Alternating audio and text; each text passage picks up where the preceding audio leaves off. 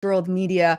I have a very, very special guest today with me, Chris Voss. I have chatted and maybe interviewed Chris several times already in the past, and we actually met up in person in Venice, California in 2018 for the Feisworld documentary. That was such a memorable experience, Chris. And I just absolutely, I learned so much from you that day and all the years leading to that. So before we get started, I'm going to introduce Chris to those of you who are not as familiar with his work. And here we go. So Chris Voss is a former lead FBI negotiator and dynamic speaker who debunks the biggest myths of negotiation.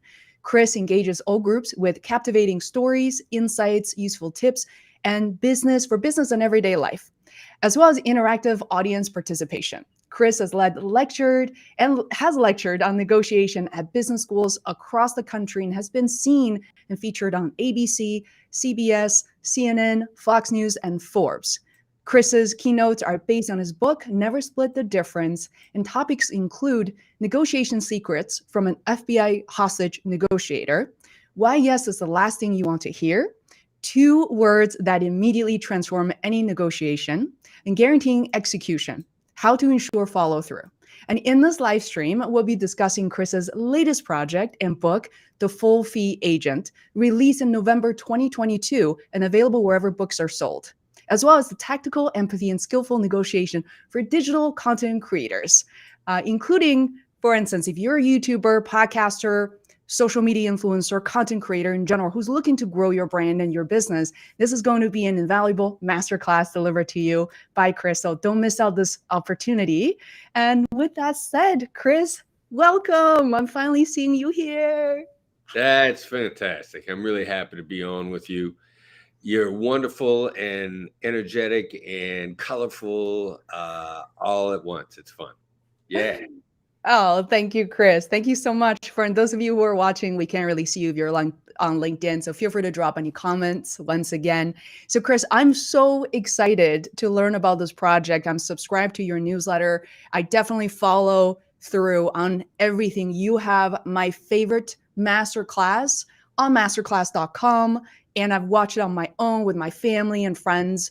It's just incredible. But we're going to start open with this brand new project book that you co-authored called The Full Fee Agent. So I'm really curious, how did this project come about for you?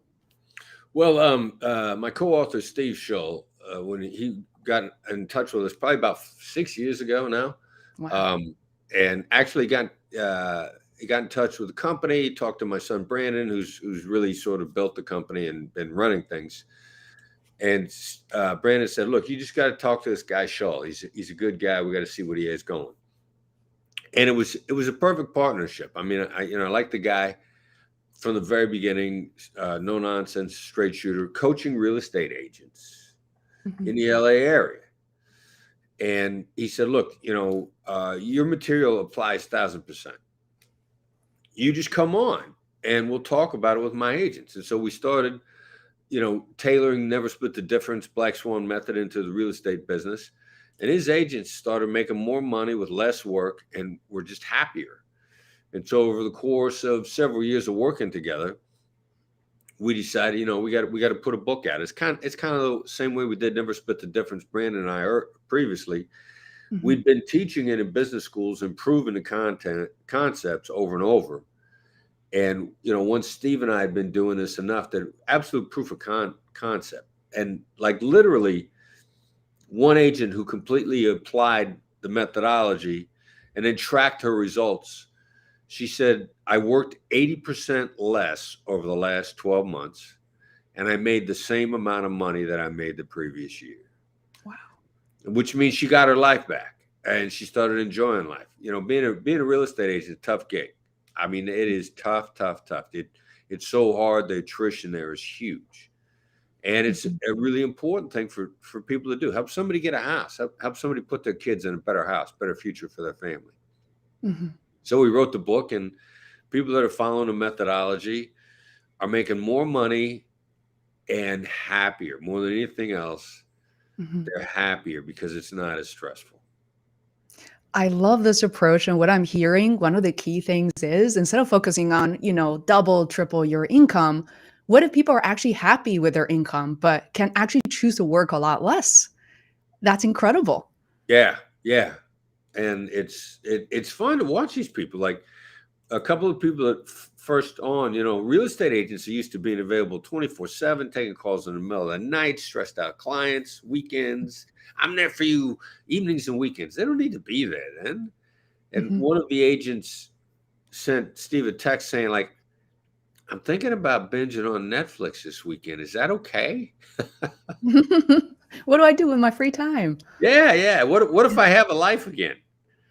And Wow. it's really cool. And the other thing that I get a kick out of is like a lot of the top agents in the LA area, Mhm, they're selling 30, 40, $50 million houses. They almost never get full fee. Never. mhm, And the people at the top end, super successful, when Steve started coaching them, said, this is the first time I've gotten full fee in seven years. Like I thought I was good. mhm. And now I'm getting full fee at the top end. Like it's crazy how much real estate agents give their money away and how unnecessary it is. That's right. I actually knew nothing really about real estate until, as you know, Chris, nearly 2.5 years ago, I bought a house. I remember you were the first few people I mentioned this to, and I learned so much, such as, working with Redfin, who takes a huge cut of the fee and other services, whereas agents who can represent themselves and charge full fee, that's actually not as straightforward as people would think. So, I was just wondering, every time I mention the book, Never Split the Difference, including my client, Michael Leckie is like, of course, I love that book. Talking to him in an hour and a half, everybody knows this book. Yet I was just wondering, to me, the learnings are so universally applicable. As I was reading The Full Fee Agent, about 50% through on Kindle, for those of you who like to read on Kindle, it's there, so convenient. And I love physical books as well. I probably would want to get a copy, as I did with Never Split the Difference. Is Chris, how did you find in terms of the difficulty of translation? Did you have to translate anything or adapt to the real estate agent mindset and market at all for this book? It's more them recognizing what's really helping them see what's really holding them back, Mhm, and then helping them creating the analogies that really jump out at them, and then just busting them the myths that are just lies. Like eh, most of the advice on negotiation out there and on business and on real estate is it's just a numbers game. mhm, Just do more, just work harder, just do more. Go out, knock on those doors. One more time. And eh, then the percentage of success is really low and you're killing yourself to make a living. Well, there's a bunch of those times when it was a waste of time. mhm, So what if you could figure out how not to waste your time? Now, this is a challenge for everybody. And I think it's a particular challenge because if you're a decent, trustworthy person, you trust. mhm, Trustworthy people trust. So they're trusting other people to be honest with them and to not waste that time or for it mhm, to be a malicious or evil thing. Some people waste your time. They don't mean to, but they do. And so mhm, how do you tease that out? Everybody's got the same challenge. How do I don't even got to get better. I just got to eliminate the people that are wasting my time and mhm. getting the real estate agents to grasp that there are a lot, those listing presentations are a waste of time. They are a waste of time. Before you Mhm. went out there, the buyer's mind is 90% of the way made up, or you're never going to get the deal. So, what would happen if you could figure out where their head was before you went to see them? And where are those trigger points in your life where you're wasting time? And in point of fact, they all kind of have the same profile. So you start looking out for the profile and you start seeing it in advance and Mhm. you change your life. What are some of the tricks people can actually do that? As you're saying this, I can't help translating all the sales calls I end up getting on as a creator with brands, with people who want to work on YouTube strategy with me. And I'm thinking like, I need to learn some of the tactics here? Some of it is everybody knows where the friction points are going to be in every sort of interaction, every sort of deal. And a smart move is to bring it up honestly, upfront, and gently, and not in a mean way. I mean, like, everybody loves straight shooters. What does a straight shooter do? A straight shooter tells us the truth right up front, but they don't club us with it. They don't beat us with it, but they know where the problems are. So for a real estate agent, the ones that start getting their own lives back in the first 5 minutes, if not in the first sentence, they say, I'm a full service, full fee agent. And then they go dead silent, because you're not going to get a full fee unless you lay it out up front. And you don't deserve a full fee if you're not full service. And then a real estate agent who's full service, who's good at what they do, they're 6%. That's the most ridiculously cheap deal on the planet. Like, if you get a finder's fee for putting two people together for a great business deal, you're looking for 10%. And you got to earn that 10%. You got to do more than just introduce people. You want a finder's fee in a business deal, you shepherd the deal. You stay in touch with everybody that's involved. You make sure that it's a fit. You more than earn that 10%, and everybody's better off. It's a lot more than just an introduction. Agents kill themselves. They got to navigate this whole process. So you should be honest about it up front. And if you say to a potential client, I'm a full service, full fee agent, right away, very matter of fact, it would be like, I wear glasses. You're just stating something that's true. Then they're impressed with it, and they appreciate the fact that you brought it out up front, and they're gonna be more interested in, what's your service than what your fee. If you think your service is worth a full fee, let's talk about what the service is. So it's little things that up front, people that get really good at their business understand what are the things they won't do and what they need to do a great job, and they talk about it right away. I love that. I'm taking notes, and I really want to encourage people, really, whether or not you are a real estate agent. For me, this book is, in a way, very, very, very helpful, insightful, but it's not difficult to read. I find it very, it's storified. I really love your co-author, Steve, who's able to kind of instill his own experience, the struggles he's had, and all the transformation he's had with you. And it just made me really intrigued. And for those of you who have not picked up a copy, never split the difference. This is a life-changing one. This is, a staple on nearly every bookshelf I'm aware of. All my clients, my friends, read a ton of books. This is their go-to. So I highly recommend people to pick it up. So Chris, I'm selfishly, since I have this limited time with you, I also want to express, my gratitude for knowing you, for having you as a mentor in my life that really transformed my business. And, I actually started my business in 2016. I remember shortly after that, I picked up your book, and the learning has been continuous, because as a creator, I went from, just working as a consultant to, all of a sudden, since I started my YouTube channel in 2019, 6 months later, I started having brand deals, talking to software companies. Most of them are software companies, but working with people and marketers where their internal marketing teams who are really frank to say, Faye, we actually are not entirely sure what we're doing for this whole creator economy, this influencer program. How much do you charge? They literally don't really have a lot of data just yet. So I would love to, I don't love the phrase pick your brain, but I'd love to have a discussion with you about your vision, what you see currently in the creator economy, and maybe some of the pitfalls or mistakes that we tend to make as creators. Wow. It's probably a little bit what I don't know if you do it consciously or unconsciously, but never stop learning, and don't ever give it up. Don't ever quit. Don't ever quit on yourself. And I think that some people, the creator economy sounds and looks really easy to some people, and they want to be famous without really working that hard at it, or I'm an influencer. Mhm. You know, the phrase, there's two times to plant an oak tree, 20 years ago and right now. Well, a lot of people don't want to have planted it and grow it, but they want the oak tree right now. Well, you know, it'll grow pretty fast.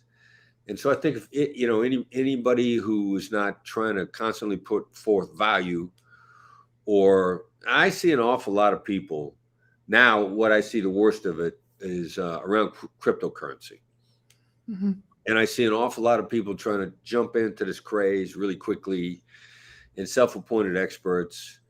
And I've figured out just about enough of it right now to be able to detect a BS artist. They're either full of it, or they are absolutely delusional about it. Mhm. Either way, you know, like you're jumping into the game late here. You don't want to learn. You have been studying it for a long time. You hear about people becoming millionaires, billionaires off of Mhm. crypto. You don't know anything about crypto. You want to start advising on it. Like I'm shocked at the people that I see spouting this stuff and are listed as experts, and I know it's nonsense. And that's where I'm seeing it most now. So you know, if you're following a crowd, if you're lazy about it, if you think if you're a poser, you know, you want great pictures of you as opposed to actually doing the work, you're going to find it Mhm. very frustrating, and you're wasting everybody's time. If nothing else, you're showing people what somebody who doesn't know what they're talking about looks like. But if you Mhm. if you want to learn, if won't give up, like Gary V, what the hell did Gary V know when he started? Probably nothing.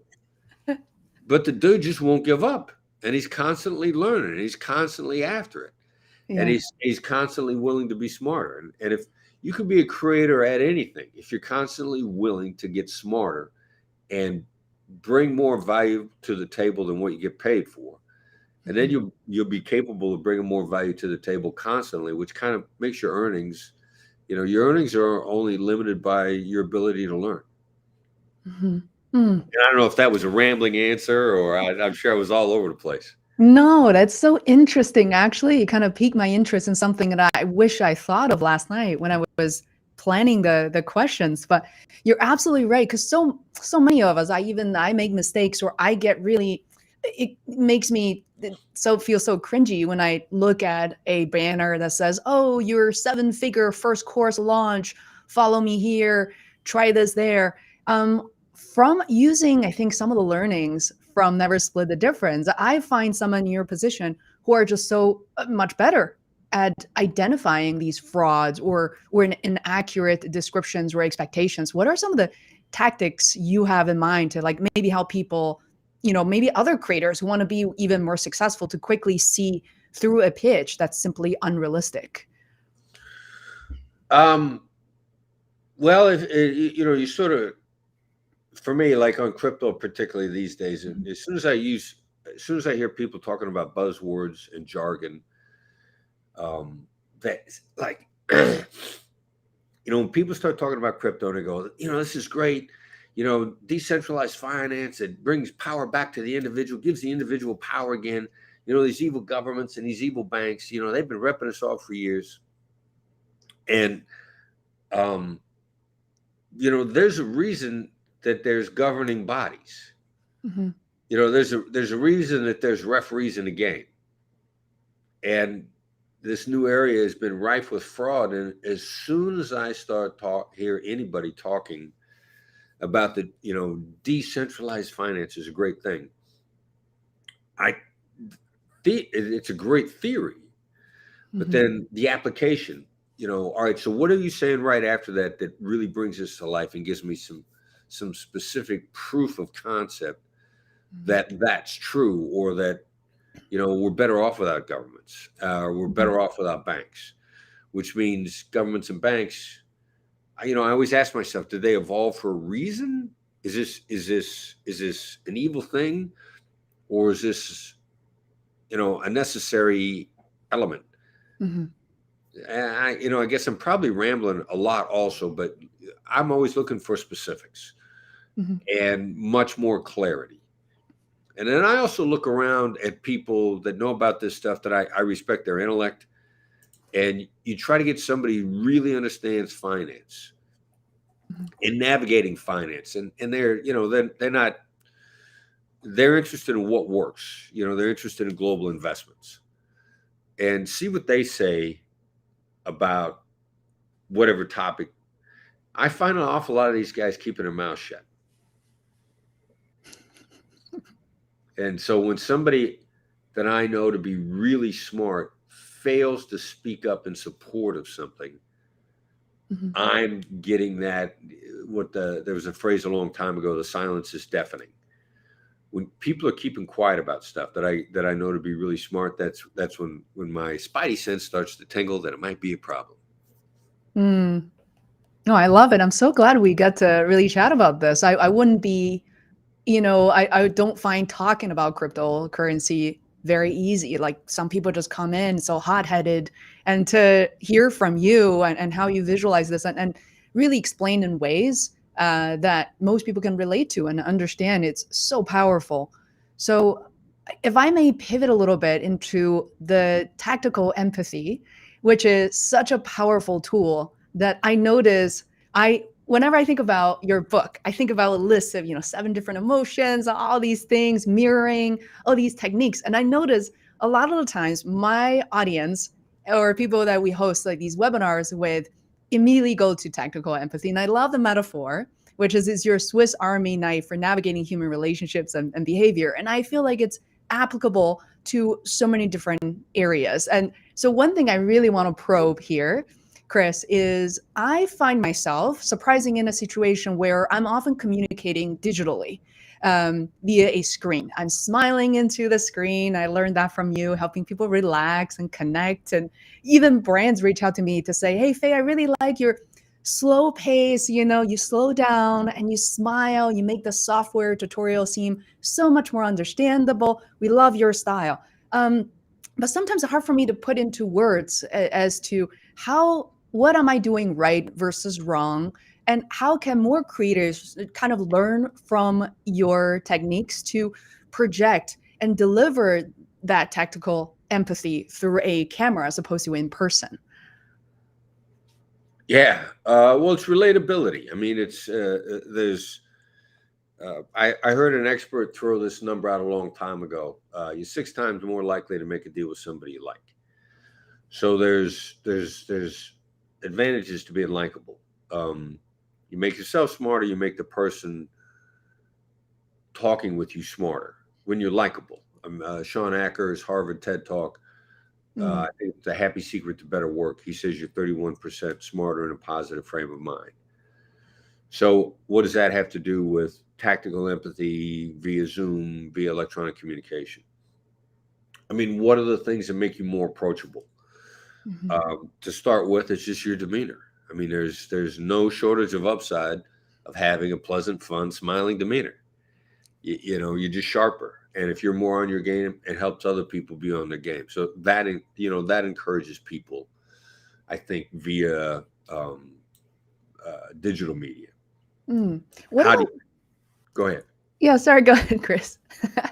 No, how do you appear? I mean, and then do you say the things that are really gnawing at people? And do you say them in a relatable way? And what does that mean? What I see a lot is people disguising pronouns, using the word we when they really mean you. And that happens a lot. Or even using the word we when they really mean I.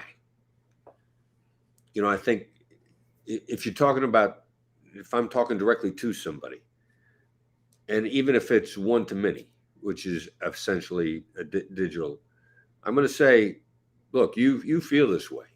The attempt at empathy, like we all feel this way. Well, we see that in movies and TV all the time, and in movies and TV, the use of the word we, the people they use it on, they go like, oh my God, thank you so much. But it tends to fall flat in real life. I think it's one of the things that movies and TV get wrong. The speaker says, we've all been there. Well, that doesn't work in real life. That doesn't resonate with anybody. It's attempt kind of at this, this weak collective experience with this thing, that common ground, which is very weak. And when you begin to stop doing the things that make you less approachable, then automatically people can relate to you more quickly. Wow. This is so fascinating because this question comes up all the time. My clients ask me when it comes to web design, or even like you said, scripting for YouTube videos. They always say, should I use, I or we for my company? I want my company to appear bigger. I want to use we so we look more grown up.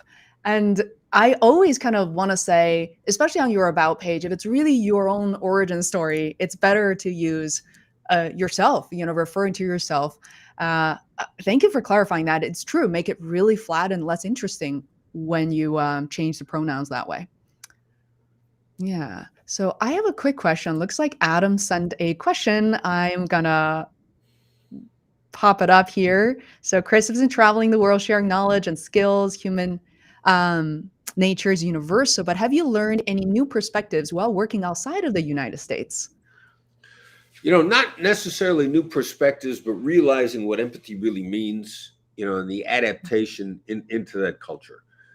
In every region of the world, they have ways that they see themselves in a way that they see others.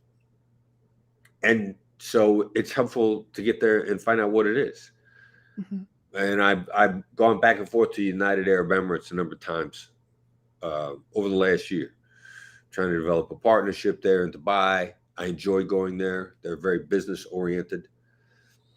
But realistically, if you want to deal with an Emirati, you got to understand how the Emirati sees the world, which is not the same as that there's a difference in culture. I'm still going to be who I am. Someone might say I'm very American, but I can relate to them as long as I understand how they see things. And so digging in and seeing things, like every ethnicity has a pecking order. I mean, every ethnicity internally within that ethnicity, they got a hierarchy. Now, you don't need to agree with it, but just recognizing that that's how they see things, then they feel more understood, and every human being wants to be understood. And in the Middle East, the history is Egyptians were where the pharaohs were. And the Egyptians see themselves as top of the Arab food chain, and everybody knows that. Every Arabic country knows that. They don't like it, but the Egyptians, we're the pharaohs. We ruled the world. And so just recognizing how they see the world without agreeing with it or without being offended by it, but just saying that you recognize it. I'm more reminded of that whenever I'm overseas, and I've been overseas more the last year and a half. And I don't have a problem with that. This is how you see the world. I neither agree nor disagree, but I respect that this is how you see it. And it's not a new perspective on it. It's just a reminder what empathy really means.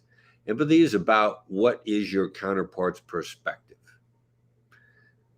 and not being afraid of it, and being able to respect it and know that you can respect it without disagreeing with it. So you pick up those nuances when you're overseas that you forget about in the United States, because we get all this ubiquitous media here that is so discerning. Like we want to lump China into one country. Like we talk about China as if it's this monolithic entity where they all think the same. And the Chinese, they're collective thinkers, and they're this and they're that. Well, a book that I'm reading now that I'm finding really interesting, The Missing Crypto Queen, talk about this worldwide scam selling a cryptocurrency that never actually existed. The people that were drawn to that were people who were trying to get ahead, the people who were entrepreneurs, people who had bigger hopes and bigger dreams for their lives, and in many ways were vulnerable to some of the get rich quick schemes. And the Chinese and the Africans and everybody worldwide fell victim to the same emotional appeal that this con had going. And so, wait a minute, all these people from China are showing up in Malaysia to attend this conference about multi-level marketing for cryptocurrency. Well, that's individual drive to get ahead for you and your family, no different than the individual drive in the United States, and no different than the individual drive in Africa. Mm-hmm. So there's still human beings wherever you go. Mhm. Mm. Wow. This is super helpful. Thank you, Chris. I'm all over the place too, Yeah. right? Like, what the hell is this guy talking about? No, I love this. I just again shows like how friendly you are with me and my show. I really love when we get to talk to each other as we are just, meeting up after all these years. And like I mentioned before I hit the go live button, it's I love the opportunity to connect with people like yourself, Chris, and my friends like Dory Clark and maybe later on Seth Godin to talk about things that they don't get to really talk about on other shows. I don't want to like cookie cutter you into answering the same questions over and over again, but literally that question Adam just brought up is something that I've been thinking about and really struggling with is that, for example, as you know, I was born and raised in Beijing, China. People who know me really well can, I'm sure you can, to identify like my origin story or accents or things I don't even recognize. Like people who are very, insightful thinking about this can realize that I'm probably from another culture. And I'm proud of it. And this is something I teach, I embrace on my YouTube channel. But sometimes I work with other creators and even some of my clients who are very sensitive towards we're embarrassed. I don't want to overuse the word embarrassed, sensitive to their accents. They will apologize via email to me. They want to correct it. And on top of that, there's a cultural layer of, our gestures, what we're bringing to the camera. They freeze up and it takes a while to kind of break through. So given your experience, what are some of the things and advice that we can give to them to empower them more? Never take advice from anybody you wouldn't trade places with. I think that's the first thing because I think people start to shake. They become afraid of their identity. They become afraid of where they came from. Maybe I got an accent that I got to get rid of. Maybe I got hand gestures that are inappropriate. Well, you're not going to get any good advice. You're going to get a lot of advice on that, but you're not going to get advice from people that are successful at doing what you want to do. Mhm. Like when did Arnold Schwarzenegger lose his accent? Never. Never. Like and like he's as American as could be. I mean, he was governor of California. He was a politician. He proudly proclaimed himself a Republican all along. Mhm. I would imagine that he actually went out of his way to keep his accent. Yeah. He probably practiced it, so we made sure he didn't lose it. I mean, there's a great example of somebody hanging on to who they are and where they came from and being proud of their roots, but not trying to be proud of their roots in such a way that it diminishes anybody else. Mm. Like if you feel diminished by Arnold Schwarzenegger's accent, that's your problem Yeah. because he's not doing anything where he's trying to make people feel less around him. Like he works ridiculously hard. He's always been clearly one of the hardest workers. He's collaborate with the survivors of Hollywood. Continue to get stuff done, but always clearly proud of where he came from and never wanting to turn that loose. And ideally, I think my early days in New York, everybody there wanted to know what your ethnicity was and wanted to know how many generations your family had been in the United States, but in a way that they were curious about Mm. and interested in, and not trying to get you to blend in. And so I love people who cling, are proud of, enjoy, grateful for who they are, and wanting to fit in but not blend in. I guess is maybe the way it is. Be successful. Let Mhm. go of the things that are in your fears that are holding you back. And so the first one is never take advice from somebody you wouldn't trade places with. If there's a Mhm. social media creator that would be a good role model for you in terms of how they handle themselves and the kind of success that they have, that's who you listen to. Mhm. Now, if that social media creator, do you go to that social media creator for advice on your taxes? Probably not. Maybe they're going to tell you who's helping them with their taxes. But also understand what somebody's capable of giving you advice on. And I think there's an awful lot of bad advice in all aspects of life from very well-meaning people.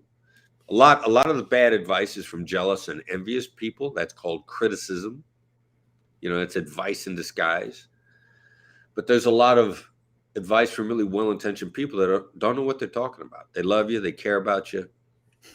There are things they know about, but on this particular topic, they don't know what they're talking about.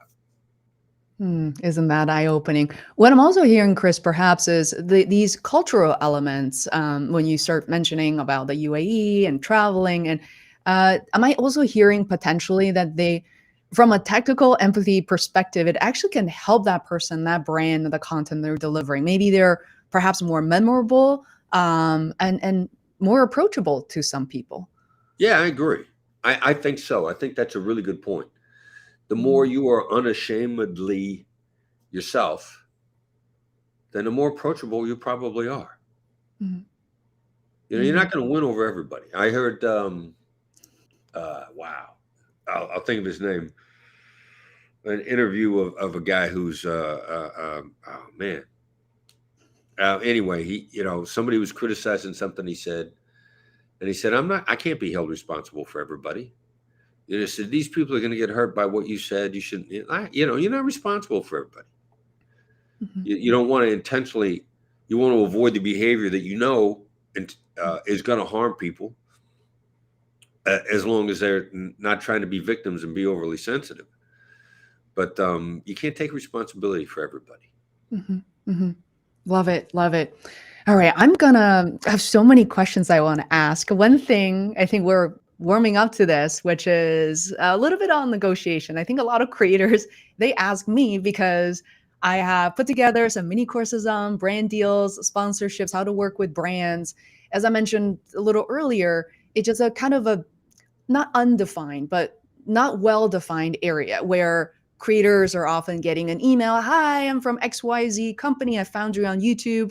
Your content looked great. How much do you charge for creating a video? And people freeze and they don't really know how to respond via email. Sometimes you end up scheduling a call and creators don't really know how to approach it. I wonder if we could give them a little mini lesson on these issues. Or Chris, personally, how would you approach something that maybe it is less defined? Like, how would you ask those questions to those companies? Well, the first filter is a really counterintuitive filter, which is, if you don't know who the fool in the game is, it's probably you. So are they looking for free consulting, or are they looking for you to be a competing bid? Either way, and which means in neither case do they plan on using you. And people do this a lot. And people are actually conditioned to do this without really knowing it. So on how much do you charge? Under any circumstances, we pivot away from that as quickly as we can. So the first best answer to that is a lot. Love it. And you're immediately going to get an idea whether or not they want to work with you because they want to work with you, or they just need a competing bid. Now, the more focused they are on getting a price out of you, the more likely it is that you're the competing bid. You're the rabbit. I didn't used to think that until I came into the private sector. I heard about this, but I never believed that the rabbit existed. And there was a gentleman who had written a book on negotiation. I think he called it bare knuckle bargaining. And he called me up shortly after Never Split the Difference came out and said, I love your book. It's a great supplement to mine.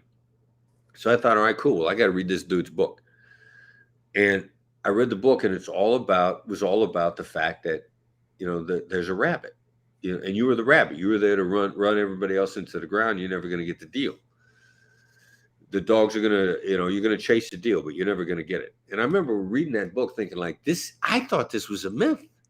Like I saw a movie with Vince Vaughn where this was the whole point of the movie. And I thought that Hollywood was making this up, that it didn't really exist. Like when I wrote Never Split the Difference, we had no idea how often this whole rabbit thing comes into play. So when they call you and they want to know your price, you got to find out whether or not you're the rabbit. Are you driving somebody down? And this, you characterize the price a little bit, a lot. You give them a chance to react. That's going to give you more data, more feedback as to, do they want to work with you? If you say a lot and you wait and they come back on you just after the price, chances of them using you, unless you do it for free, are extremely low. I talked before on a full fee agent, like how do you not waste your time? So let's say they pursue it some more. Well, there's something that we call a law of gravity, which is vision drives decision. Everybody has a vision for where their actions are going to take them before they take their actions. Everybody, it's just human nature. So you want to know if they had a vision for working with you before they called, or if they're just looking for a price. If they're looking for a price, they got no vision of working with you. How do you find out if they got a vision of working with you? Something as simple, this MacGyver tool skill that we talk about all the time called the label. Next thing we're going to say is, seems like you had something in mind before you called. And then you got to go dead silent. Let them fill in the gaps. This is going to give you a lot more information as to whether or not they had anything in mind. If they had something in mind with you, they're going to be able to articulate it at that point in time because they feel like there's no obligation. It's getting people to have conversations where there's no obligation, so it can be an honest conversation. So now you also want to begin to feel them out on a price because, prices have sweet spots. Like if you can maximize the dollars out of them, you might get the deal and they will probably never do business with you again. You also don't want to come in too low because you're leaving money on the table. You need to find out what their sweet spot is. And then you need to find out also, like, what goes with the price. Mm-hmm. Like, price pays a bill. Price doesn't build your career. The delivery of what they're looking to expect, where it's going to land, how it's going to be used, how it's going to continue to be both sides in an ongoing relationship. That's really how you build your career and how you build what you do. So price, even if they plan on using you, even if they're not giving you a good price, and you do a phenomenal, do you get attribution? Do they talk about it? Do they use you as an example to let other people know that they worked with you and they were really happy with what you did and they'd repeat? I mean, these are the things that are much more valuable than the price. A lot of people are just starting out, they're being shopped on price. You're thinking like, you're talking about long-term advantages, and I got a mortgage now. I got rent right now. Mm-hmm. And it's really hard to get out of the mindset. But as soon as you're out of the short-term mindset and you're working long-term's coming. Long-term ain't that far away. Next month is going to be here pretty soon. 6 months from now is going to be here pretty soon. You start thinking more long-term, building value. That's that planting that oak tree. And in point of fact, the oak tree grows pretty fast once you start to nurture it. Well, as you're talking, I just feel like I'm playing this movie in my head of how I have negotiated like so many brand deals in the past couple of years. Because I have the tendency when they ask for something and I rely on some past data to say, okay, I guess I charge $500 for a mention, $1,000 for a fully integrated video, and I send them the pricing sheet. You're right. Sometimes I don't hear back, and they start to immediately focus on price itself, and I feel like they even lose that vision, even if they had one to begin with, and they start focusing on how to get more for the money that they're paying for. I'm also learning, as I'm hearing, is sometimes I am absolutely leaving money on the table, not by not letting them speak first. They have a price in mind, and between us, like personal finance companies pay multiples of what a software company is willing to pay, which I didn't know before. And all of a sudden there's a new price dollar anchor. And my follow through isn't as great as I thought I was. Like you said, I forgot that just because they don't have the budget now, for instance, in December, for Q4, doesn't mean that it won't have a new budget in Q1. And there isn't a mechanism I built for my business to be able to nurture that and follow those things through. So I'm just taking notes, verbalizing my action and next steps. Well, and these are all really easy things to do. because you're trying to make things work now. Mhm. And point of fact, anybody that actually wants to deal with you, they probably got something ridiculously valuable that they could do for you or with you. If you could just figure out what it is, it'd be worth more than the fee. Yeah. What could that be? I'm trying to like like face out brainstorming on a live stream, but one thing that I've tried for the first time, Chris, is that when a brand is very apologetic and say that the budget isn't there just yet, sometimes I offer to kind of run a test. If I love the brand so much, I will create a video for them for free as opposed to charging so little. Um, uh, that's one option. And sometimes I will say, how about I write a featured post? And they can link back to my website, and we can really establish something so that their manager, their content lead, could take a look. Do you think that's a false action, or that's something to be? No, I think that's a great idea, because you also want to know, how reciprocal is the relationship going to be? Hmm. And if they're, and you lead first, and you will have learned from the experience. Let's say they're not reciprocal at all and they're taking you for a ride. You just got smarter through the process. You got a better idea what the user looks like. My buddy Joe Polish likes the phrase half, hard, annoying, lame, and frustrating. You got a better instinct for what somebody who's half is. There's nothing but learning. And I think it's a great idea.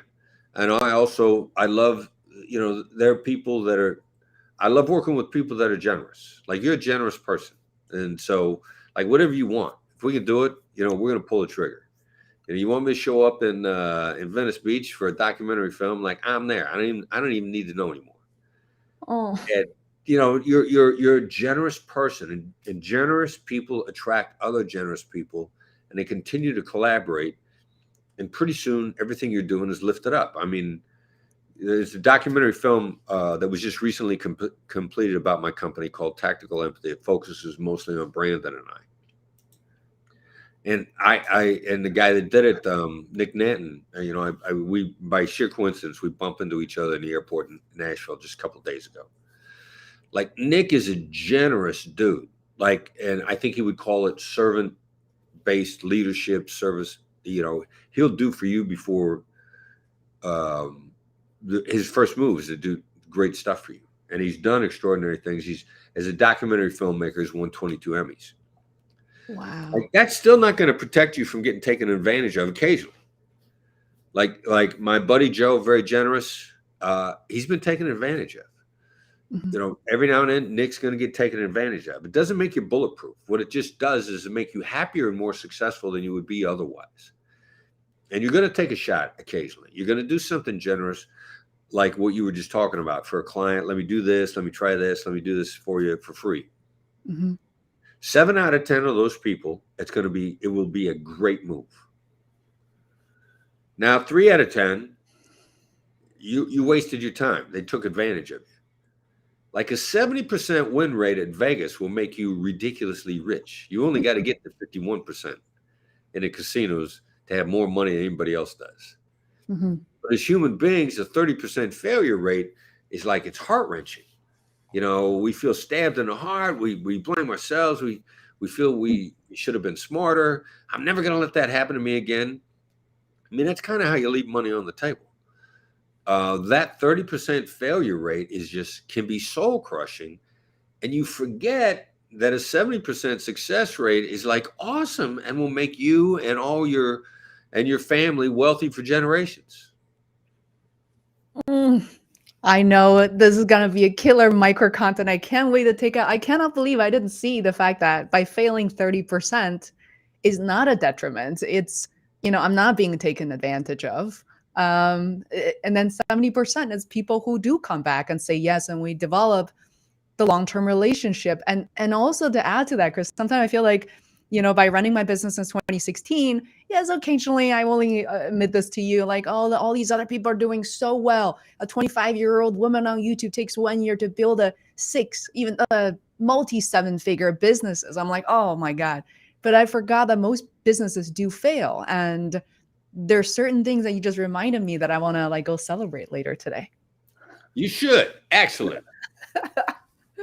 Excellent. So one thing I kind of like reflected all the years of learning from Never Split the Difference and really practicing. I want to respect your time, so I'm like trying to pick the right question. One thing, Chris, I notice is the things that throw me off my game, which is different for different people. But for me, I realized some of that could come from, trauma, childhood trauma. I know I'm not the only one, but for a period of time, I grew up in a household which was not my parents, where people screamed and shouted at each other. There was a lot of tension constantly. I slept poorly. So I kind of like put that experience in a box. But until I read your book and realized, oh, I'm doing well. I checked all the boxes. And when it comes to negotiation or having even just a normal conversation with a client, when they raise their voices, when they start arguing, I feel very triggered and I feel very off balance. So I just wonder, are there ways where, for me, as a very mature adult now, that I can pay attention to and to be able to minimize and kind of melt that away in those moments? That's a challenge for everybody. What are the triggers and how do we deal with them? And experimenting, there's probably 2 or 3 ways to deal with it, and how do you get better at it? Mm-hmm. I mean, anytime you can run the tape back in your head, and then you go in and you re-edit it, and you envision yourself reacting the way you wish you would have, with calm, with empathy, and this is not running the tape back in your head. And I know you wouldn't do this, but a lot of people do, this is what I wish I would have said to him. I wish I would have told them now. I know you're not doing that, because that's not the way to finish. But I'm a huge fan of Andrew Huberman's Huberman Labs podcast. Like, he is my source for neuroscience data, human performance data, the cutting edge stuff on how the brain works. What I just mentioned is what athletes used to call visioning. They would imagine them doing it right. If they missed the game-winning shot, they go into the gym and they mentally rehearse making the game-winning shot. They took their failures and they go back and they mentally rehearse them as successes. And it's something called visioning.